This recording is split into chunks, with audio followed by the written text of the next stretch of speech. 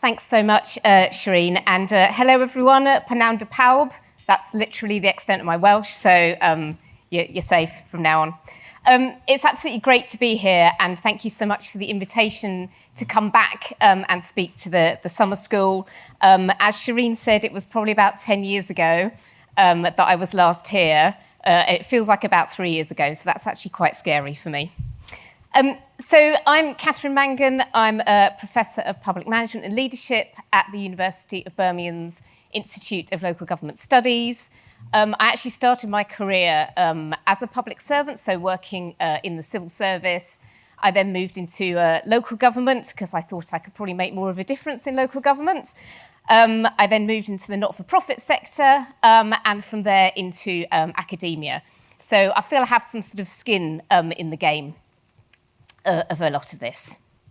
So what I'm going to do, actually before I start, I just want to say thank you very much to Shireen for that inspiring and very honest and frank opening, because I think all of the things she said, I absolutely fundamentally agree with, and it really sets the scene for what I'm going to talk to you about today as well, how we retain that sort of sense of public service in the face of some really challenging times. So what I'm going to do today is talk to you a bit about what we found in our new refreshed research, how things have changed in the public sector, and how public servants probably need to work, to be, to act differently. And then I'm going to get you to do a bit of thinking on your tables about, well, how do we apply some of this to your real life sort of issues? But first, a question. And I'm going to ask you just to talk to each other on your tables just for a couple of minutes and introduce each other if you don't know each other already. What's the best thing about being a public servant? Over to you, 2 minutes on your tables. Okay, can we come back together? I hope I haven't chopped someone off in mid-flow telling an amazing story about something amazing that they've done, but you'll have an opportunity to talk back in your groups in a little while anyway. So that was really to sort of get you warmed up to the subject. So I'm now going to take you through what we found and what we've been doing. So as Shireen said, the original piece of research was done back in 2014. We got an ESRC knowledge exchange grant, so we worked with Birmingham City Council to interview a range of public servants working across different sectors to look at the kind of roles and the skills that they needed in what was then a rapidly sort of changing public sector context.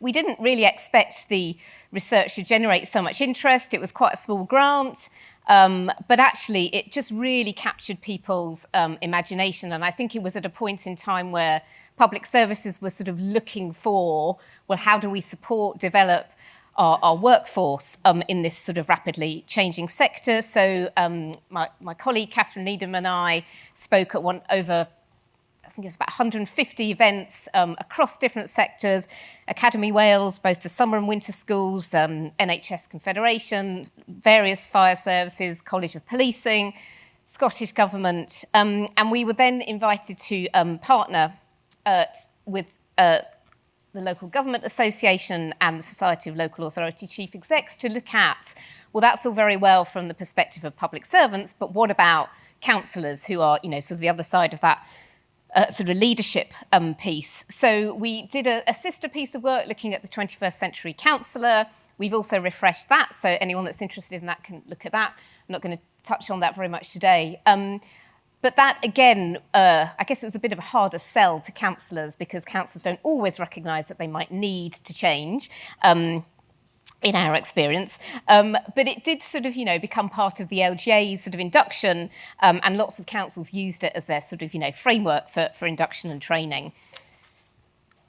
So 10 years on, I guess we all recognise that a lot had changed. And we really felt that we wanted to revisit the work to see how public servants were working, coping with that very different context and with a new set of challenges. So we worked with a set of willing organisations to help us to refresh the work. We carried out a literature review, which is available on our website for those of you who are interested in what's happening sort of across the globe internationally. And we carried out a range of interviews, so about sort of 30 interviews in case sites and beyond, again across a sort of range of public sector organisations. And we also carried out a survey of the LGA's National Graduate Development Cohort, so people who were just entering the public sector to see what their views were. So what did we find from that? Well, 10 years on, we found that a lot of the issues that came up in the original piece of research were still resonant. So our citizens, want, expect immediacy and response from public services, no longer that sort of, idea of sort of deference to the public sector and distance. They want answers sort of now. They're used to being able to look things up and get an immediate answer. Why shouldn't they also expect that from public services? They want very rapid, they want efficient services for anything that's sort of transactional. It's very simple. They want an answer, boom, boom, done. They don't want to have to sort of go around the houses. And for the things that are more difficult, they recognise that, perhaps there needs more interaction, but they just want this sense of, no wrong front door. So whoever they go to, they don't expect to have to sort of tell their story multiple times. They just want you to sort it out and for you to sort of do the stuff behind the scenes. And they also want their sort of expertise and strengths to be recognised. I think probably what we'd call in the public service, sort of co-production, not that that's what our residents would call it, but they want to be, part of the solution, part of sorting out perhaps what they need. They don't want to just be seen as a bundle of, social care, housing problems.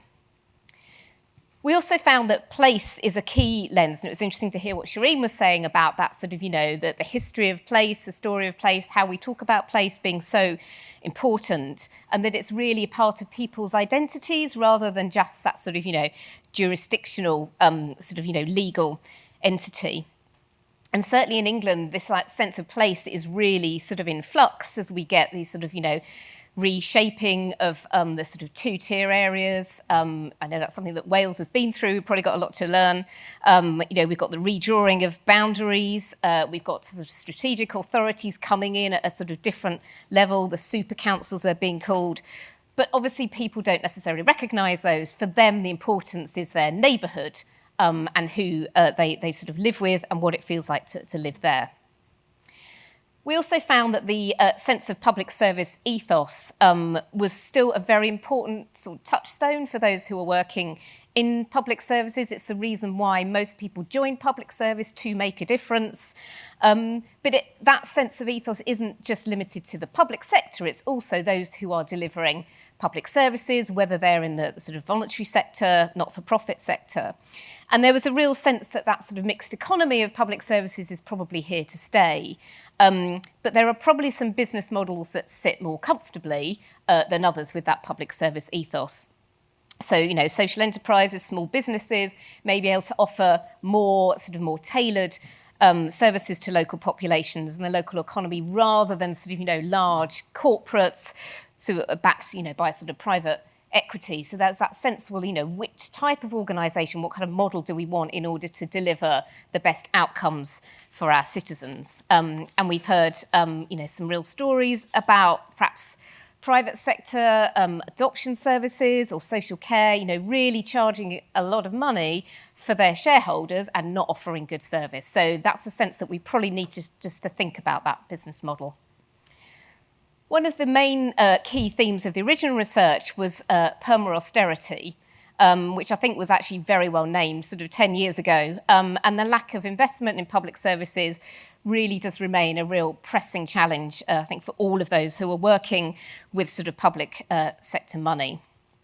And in the original report, we highlighted how the do more with less phase was moving into something slightly more traumatic for public services, services being cut, jobs really being lost, people walking out the door.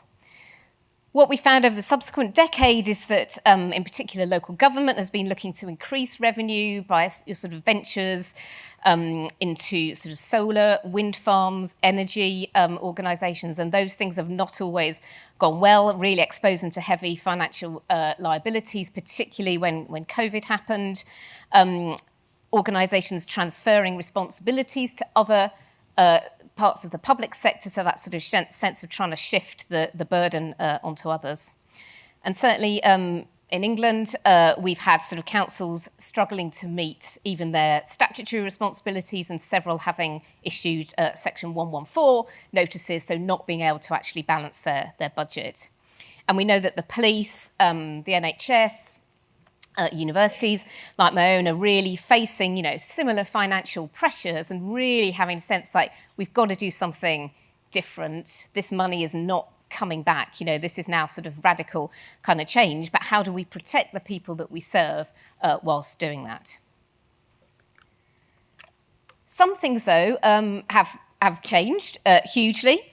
So obviously the pandemic, which weirdly feels further away than the original research. I don't know, it did something odd to time, I think, the pandemic. So that's obviously had a huge impact on not only our sort of citizens in terms of their sort of resilience, but also on work patterns and lifestyles. It triggered the so-called sort of great resignation, where people realised, actually, there's something better than working. I want to spend time, with my family doing the things that I really enjoy. And it's led to shifts in how employees want to engage with their employers. And that sort of, psychological contract, perhaps the sort of turning up to the office 5 days a week and that being the norm, has really sort of shifted. So as we found 10 years ago, climate change was something that everyone was sort of talking about, but it perhaps wasn't a reality, whereas now we have heat waves. I live in the Midlands. It's been 33 degrees for the past week. It's been absolutely horrendous. We've got, flooding. We've got coastal erosion. We've got coastal towns and areas, under real sort of threat. And that, sits squarely within all of our sort of remits in terms of how are we going to manage this for the future. It's probably only going to get worse. And actually, what can we do to secure and support our residents? And alongside the sort of sense of public service austerity, we also have communities who are having to deal with the cost of living crisis around food, fuel, sort of housing. We've also got, welfare cuts, reduction in services because we no longer have the money to fund those. So there's that sort of real intensification of sort of, poverty. And also, as we saw in the pandemic, a real worsening of health inequalities as well. And something that Shireen talked powerfully about is this sort of rising threat to civility in public life. And I know that the Welsh Local Government Association and the LGA are really concerned about this. So a real sort of, shift in terms of, what the citizens are willing to say to public servants, sort of, they're really demanding, they're much less patient, and at times, really abusive, things that you would never say to someone, face to face, but they're very happy to put it on a sort of public forum. And I guess the sense of sort of frustration, a sense of lack of trust in public sector institutions means that citizens are really, quite angry with us all right now. If they don't sort of get what they want. And that's the real sense that they are able and want to sort of take it out on public servants. And the final thing is the sort of the landscape around equality, diversity and inclusion. So it's great. It's much more visible than it was sort of 10 years ago. We've had the Me Too movement, Black Lives Matter. So it's really fueled the debates around equalities and led to demands for more awareness, more training, more recognition within our institutions, but also the inequities that happen in our services and outcomes for different groups. And the politics of sort of culture and identity means that public servants need to be sort of, trained in cultural competence, EDI, identity awareness. So in recognition of all of this sort of change, we've developed 10 characteristics of the 21st century public servant that we think we need now. And we've grouped these into 3 themes. So the first theme is working in and with complexity. So what we found is that the rise of self-service for residents and of AI have taken away a lot of the the easy work, the simple work. So public service work, the stuff that you're all doing, is increasingly complex. And we're talking about this, describing it, as the thick end of the complexity wedge. So we're talking here about both organisational complexity in terms of the kind of issues which you're all having to deal with. So, homelessness, obesity have to be solved, working with other parts of the public sector cannot be solved by one individual organisation. But it's also individual complexity. So people are coming to us with much more complex set of needs, a range of challenging issues, often reflecting the kind of increasing pressure that they are experiencing. And because we've tightened eligibility criteria, that means that they're probably no longer able to get much support from us. So when we see citizens presenting, they are at that thick end of the complexity wedge. So all the easy stuff has been done. They are challenging cases. And for public servants, that's really difficult because perhaps we used to have, in a day, a couple of really difficult cases, but then there would be a bit of respite or a couple of, easier ones. I can solve that. I can sort that person. That is, that's a good job done today. But actually, that's all online now. And you're having to deal with those really complex cases time after time. And we talked to health visitors who were talking about that. GPs were all saying the same. So this really is something that is common across the public sector. The second theme is about this whole system approach. So we're talking about, our thriving cities, towns, communities needing a joined up approach where all of the public sector agencies are working together with communities to develop and, embed a real vision for change. But we're all resource constrained, so we're doing this in a very difficult context. So we're going to have to find different ways of working with each other and recognising that perhaps we don't always have the answers within our own organisation, and we're working in a very complex system as well. So I think perhaps in previous, simpler days, you could say, right, I'm going to do this thing here, and the outcome will be that. But now, because the system is so complicated and people's lives are so complicated, you can do one thing over here and actually it has huge implications down the road. So it'd be interesting to see, I think a really good example of this is the weight loss jabs. So they're on prescription for certain groups. I'd be really interested to see what the outcomes of that are 2-3 years down the line and whether there's some perverse incentives or things that come to the fore. So we can no longer pull that one lever and expect something to change over there. So it's about developing strategies for the long term whilst also keeping that operational here and now today view. And that's something that's common to all of the public sector, I guess. So, thinking about the complexity of the NHS system, health boards, strategic authorities, you've really got to keep that sense of where are we going, what are the implications going to be of the things that we decide today, in 5 years' time, but how do we also keep today running? The third characteristic is around what we've called sense exchanging. So this is about, recognising that public servants' perspective and view of the world isn't necessarily the one that is right. It's about appreciating how the world looks from the perspective of other organisations, of residents, of citizens, and coming up with that shared understanding of what is going on here and what we can do about it. And it offers a way of talking with a variety of organisations. So this, being from different organisations around the table, this is a perfect example of sense exchanging. Those conversations you had about, what's the best thing about working in the public sector, that's exactly what this is talking about, understanding what it's like for others working in different parts of the public sector And also, what happens when a part of the public sector makes a particular decision? What's the impact on the others? So we can see perhaps, if there aren't enough social care places, the impact that has on the NHS, or the Metropolitan Police in London deciding to stop doing mental health call-outs. What impact has that had on the rest of the public sector? And really understanding why those decisions have been made and how we can work together to then safeguard our residents.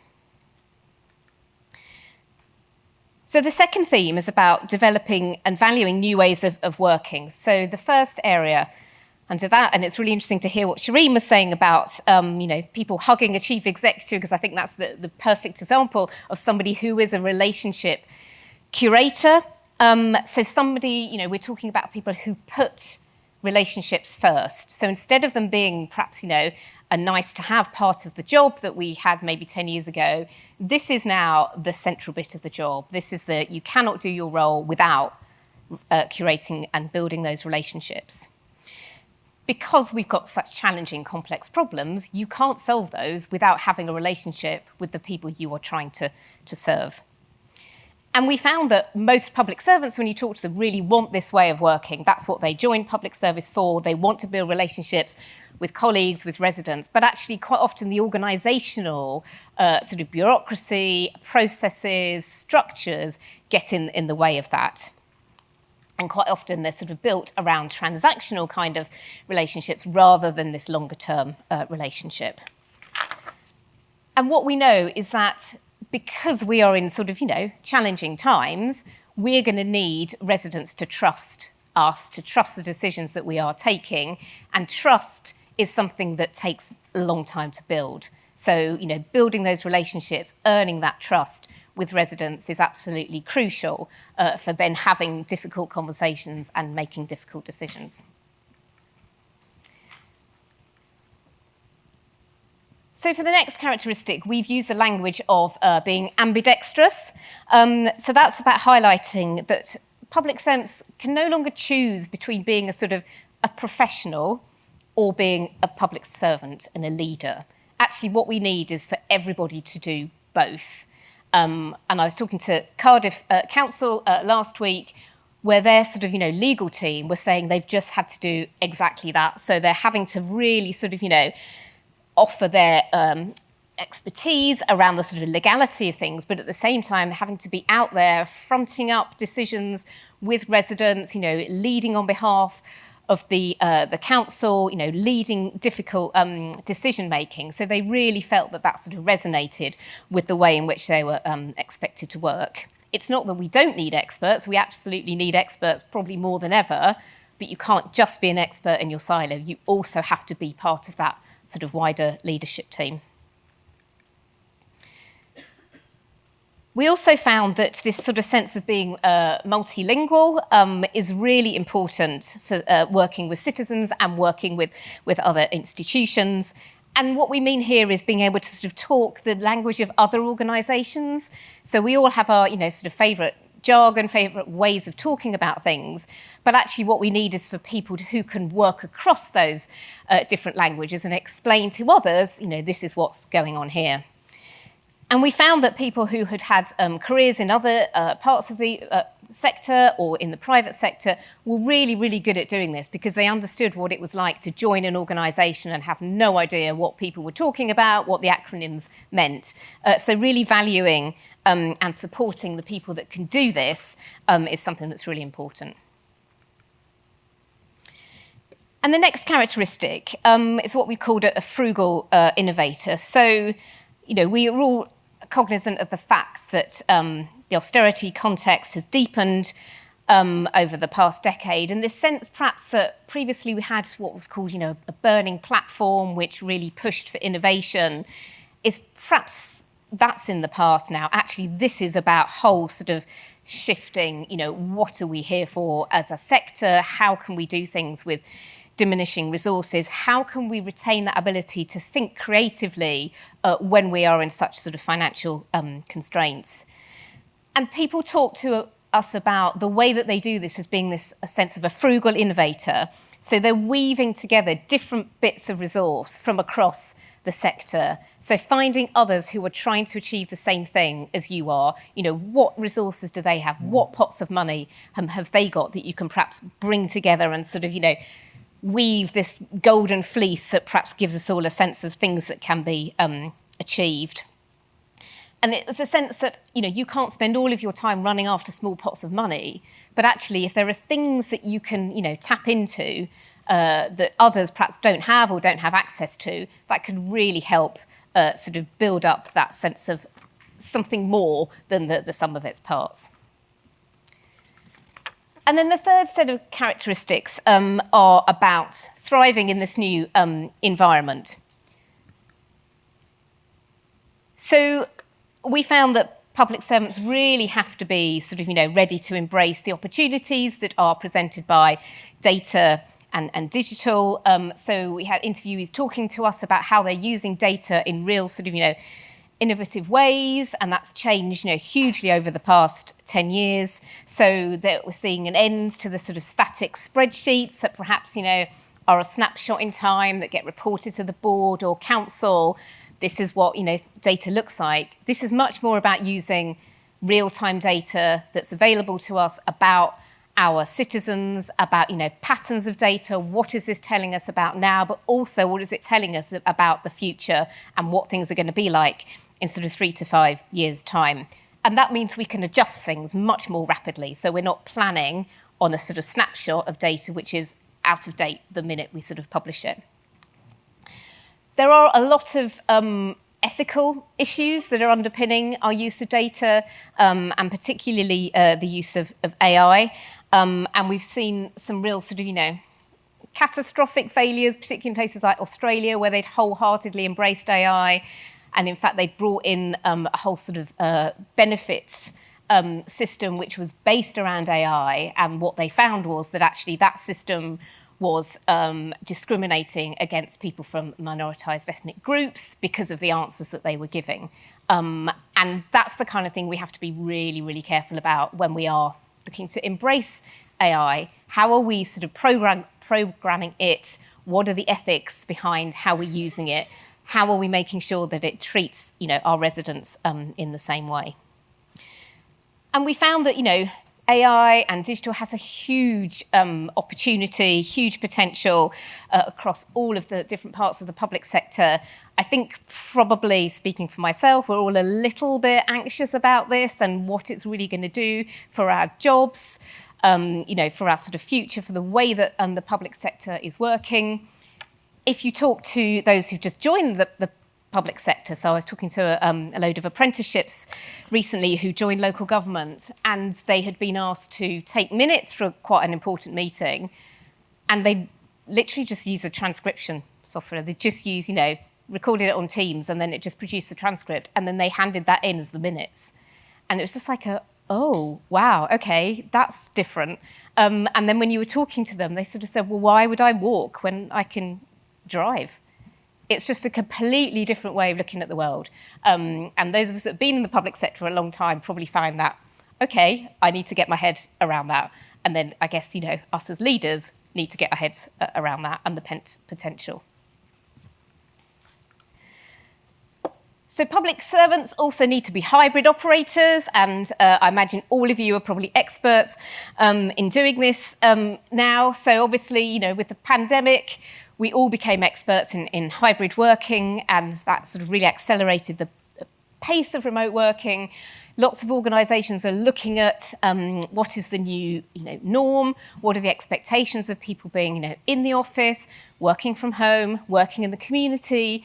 And the expectation is that you as public servants, you have to be competent and good at your job in all of these different places. We found that's a real challenge, particularly perhaps those who are working with those complex issues from your dining room table, from your office, you're at home all day, taking on a lot of this sort of, emotional stuff. Where is the support for you at the end of the day? How do you sort of reconnect with your team and get that sense of, okay, this is all right, I don't have to deal with this on my own? We're also finding, there can often be a bit of a two-tier workforce, those who can work from home when they want to, others that, their job requires them to be in the office, in sort of headquarters, in the labs. So there's all sorts of sort of challenges around that. And I think we're starting to have the conversation, but we haven't yet agreed what is the new normal for us. What are the norms as public service? Where do we need to work? Where is it most sort of beneficial for us to be? And also for those who are joining the public sector, they don't have those existing relationships. If we're not in the office together, how are they going to learn from all of you with your expertise? What does that sort of look like? So there's a real sense that actually we probably need to have a wider conversation about that. And then the final characteristic, and Shireen talked about resilience, which we also talked about a lot in our original research. And it's been a turbulent decade for those working in public services. So what we've characterised here, this idea of resilience, is like a hardy perennial. So for those of you who are gardeners, that's something that sort of, flowers beautifully every year, disappears, comes back again, flowering beautifully, despite, harsh winters, no rain, too much rain, too hot, too cold. The public servant is like a hardy perennial, sort of, coming back for more. I'm looking amazing, despite the fact that I've got no water, no sunshine. But what we are saying is that actually, even though you can keep going in the harshest conditions, public servants really need nurturing, you need coaching, you need mentoring, you need peer support to be able to come back looking like a beautiful flower year on year. And are we doing enough to support you and help you build your links, in exactly sort of forums like this, so that when times do become tough, you've got those peer support networks. So that's the 10 characteristics of the 21st century public servants now. This is not a blueprint. We're not saying that everybody needs to look like this. This is really the start of a conversation about what do we need from our public servants as going before. So what I'm going to ask you to do, because I've just hit you with a lot of stuff there, on your tables, is think about, well, how might these apply to me in the real world? So I'm going to get you to think about, between you, what are the biggest challenges that you're facing in your organisations, in your roles right now? And which of the characteristics would be of most help to you and why? And do you have those characteristics in your workforce? So on your tables, you've all got a printout of the characteristics. And what we'll do is just let you run that for sort of 15 minutes or so, and then come back, take some takeaways from that, and also both myself and Shireen will take some questions as well. So I'll give you about 15 minutes. If I can call the room to order, we're happy to take feedback from the conversations you've had, or we can start, or we can do Q&A. If you're going to be speaking, could you please wait till the microphone gets to you, and please stand up so we can make sure we can see you and everything is recorded. Okay, any group who'd like to volunteer to kick off and give us some feedback? Okay, so some of the biggest, naughtiest challenges that we discussed, were we thought we were hardy perennials, being public sector workers. We're resilient. We always turn up and do the best job we can. So that was one of them. We also mentioned about being ambidextrous in terms of capacity. I'm sure many of us, have the same issues in terms of trying to do the same amount of work with probably less staff. So juggling things on a regular basis was one of them. Hybrid operator. We spoke about AI, as we spoke about earlier on, and felt that unless you kept up with the times, you sort of being left behind. So that was one of them. And data curiosity. In terms of working remotely and things, we felt that with some staff being out of touch. All depend on the sort of generation you're in as well. Lots of the younger members of staff are quite happy working remotely, whereas some of the more senior members of staff were very much like, we want the team together to be able to develop and grow. So that was one of them. I think that was about it, really. Anything else to add from the team? I think that's a no. Okay. Thank you. That's That's it. really useful and really helpful to hear that they resonate. And it's really interesting, that sort of generational point that you raise. We've written an article about sort of Gen Z. I always think it should be Gen Z. I hate saying Gen Z. But anyway, Gen Z joining public service workforce.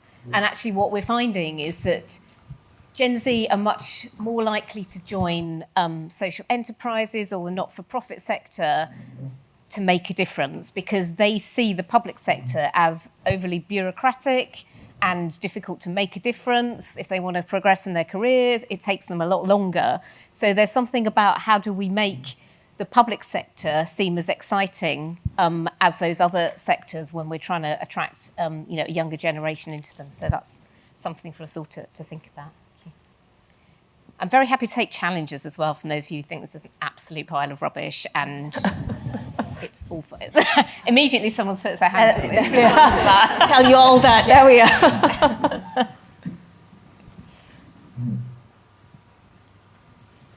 Where's the microphone gone? Oh, I think I'm loud enough. oh, there we go. Yeah, so I think we get the negative feedback out of the way. Thank you. I thought the task was too linear. Oh, the That you task. you think it's a apologies. problem and then you have a fix. And that's exactly the challenge that the services are facing, that things are not linear. But it generated a lot of discussion in the group. Everybody participated. And the common theme was staff welfare. That we felt that seemed to be a common knotty issue in the organization. How do staff feel valued both within and outside? If there's pressure from the public, there's also pressure from within for targets and to get results. And some organizations may be facing existential threats in terms of staffing levels, sickness rates, organizational change and change fatigue. And then the 10 characteristics created a lot of anxiety in our group. Are we expected to be jack of all trades, masters of none? Is it unrealistic? But there was a common thread that all of these 10 characteristics require one underpinning characteristic of being open. If you're open, you can be multilingual, you can look up at relationships, you can face complexity, you can work hybrid, you can be curious, etc., etc. So I think that, and openness would be accompanied by awareness. So I think we discussed about awareness at the level of the members in the public service, but leaderships and organizations, and also maybe sense exchanges, not only being individuals, but also organizations. Thank you. Thank you for that. I think that's a really nice way of summarising it, that sort of, openness to others, to other parts of the sector, to challenges, to residents, and an awareness of what else is going on. So I think that's a really nice way of capturing it. I apologise, it caused anxiety. It's really not supposed to. It's, I guess, supposed to be a sort of sense of these are the things that are important, and you can't be all of these things all of the time. But perhaps, in your team, in your group, you've got someone who's an amazing sense exchanger and they love it. And, it's building on others' strengths, isn't it? And I think that goes some way to that sort of staff welfare as well. We can't expect everyone to be great at everything all the time, but let's support people to find the things that they are good at doing and make sure that they, get this time and the space to do that. So, yeah. I call on the contributor from there. Just one second. You mentioned earlier in our conversation about the types of leaders who are resistant to some of these characteristics. I wonder if you could share with everyone here, what are the kind of characteristics of the leaders that are resistant to what you've put forward? Thanks, Shree. Because I thought that was really interesting. Yeah, so I guess in our sort of conversations with us, the thing that we found is that people who have sort of got to a senior position by working in a particular way, which has always been rewarded, promoted, are quite resistant to people coming and saying, actually, you need to be different. Because obviously that's then suggesting that the way that they have been rewarded, the things that they've done all the way through their career, these things aren't valued anymore. So we do find that sort of, resistance. Perhaps in people who have been, in public service for longer, certainly some people who have, got a sort of fixed sense. I think that's that sense of not being open to change, that sense that I have to hold on to the things that I am good at and nothing else matters. So I think that's definitely where you get the biggest pushback. And I guess in your organisations, if you're trying to do things differently, you can probably recognise perhaps where sometimes the blocking, behaviour perhaps happens, but it's about recognising that perhaps why that is happening. Thank you so much. I'm so glad that you said that, because on our table we discussed something very interesting. So we felt that all these pointers that we have highlighted, all the 10 public servants characteristics, we felt they all fall under a hardy perennial element, because where we are talking about resistance is resistance to change. And within public services, we are not expected to change on a monthly or a yearly basis, but on hourly basis, or maybe even more frequently. By the time we start something, some research comes through, unrealistic expectations are created by engagement with no promise of turning that into reality at times, because strategies are usually 2 years, 5 years, 3 years, but the funding that comes from Welsh government is usually annual, and that funding cannot be rolled over, which means that funding is there when we are not prepared for it. When we are prepared for it, funding is not there. So there is this imbalance of expectations and reality. Sorry, I'll put my eye on. Yes, we've talked about strategic plans. We talked about imbalance of expectations and making them reality.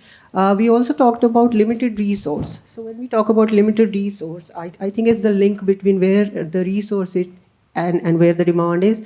Where we felt around our table, there are people who are expecting to have the funding. There is funding available, that perhaps there is lack of awareness that funding does exist.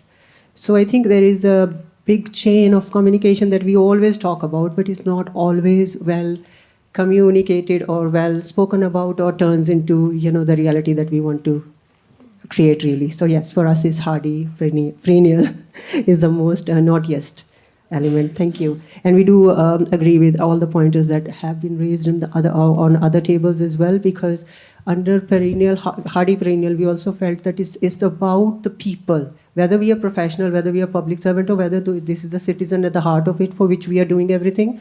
So for us, it's not us constantly adapting, it's those people constantly adapting as well, and kind of used to listening to no, sorry, we don't have resources. Thank you.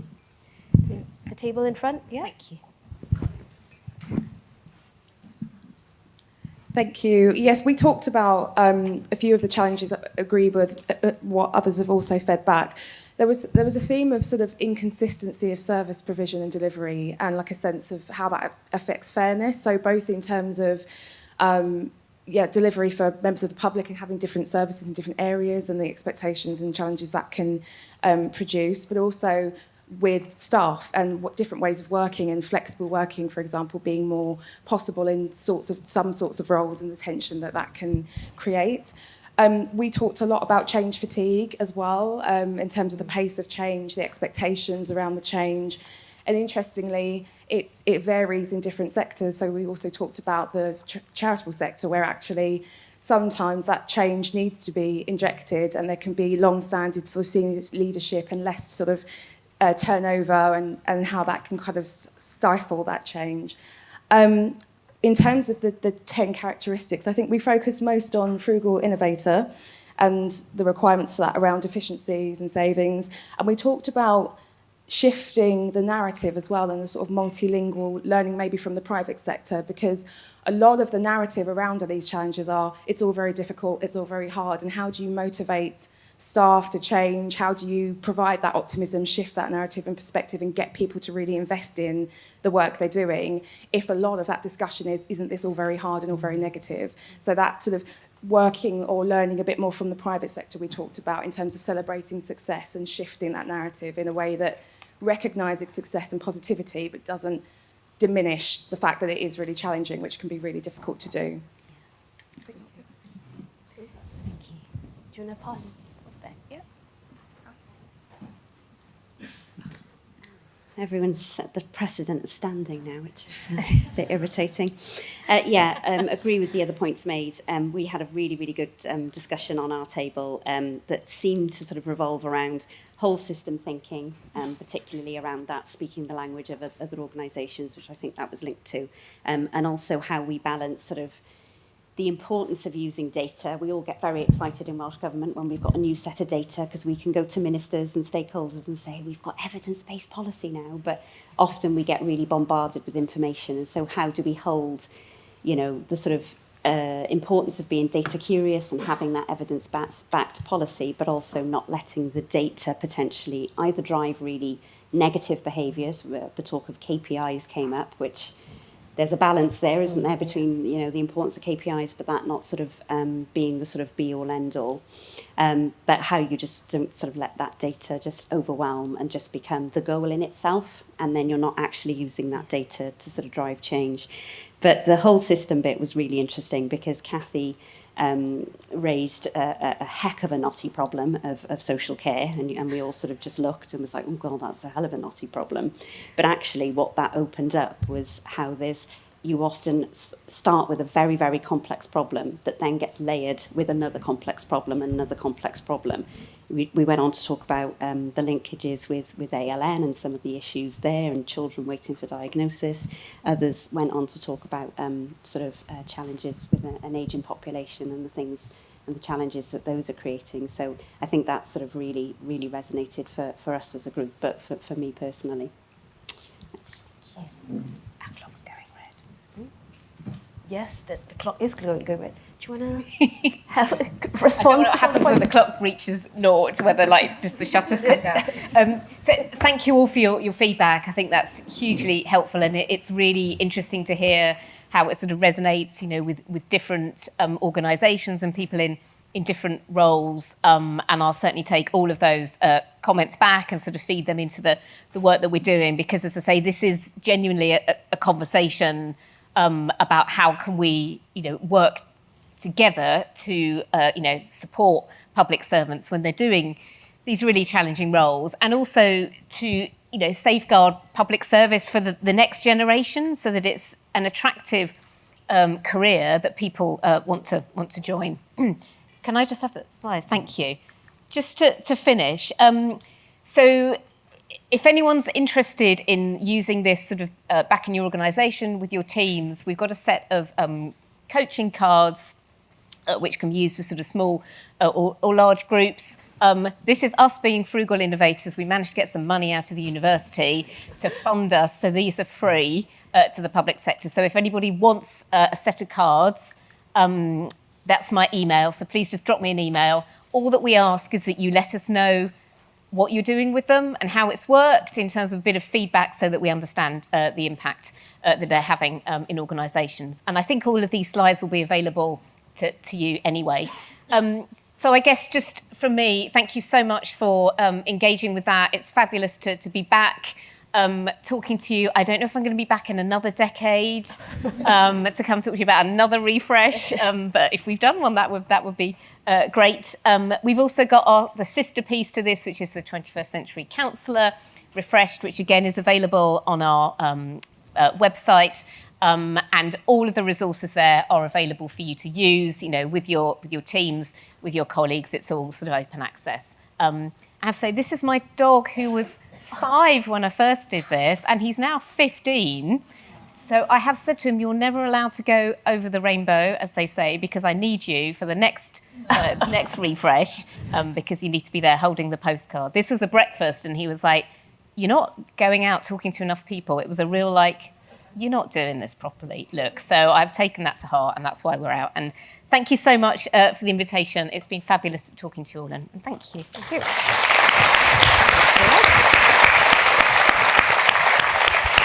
I've just been told they're actually giving us 4 more minutes. Oh. So if there is one takeaway, right, for colleagues in the room from today, what would it be? So I think it's going back to colleagues' point there about staff welfare, well-being, and that sense that it is great that you are all hardy perennials, and I can tell you are, because you're all in this room, you're wanting the sort of nurture of being with each other.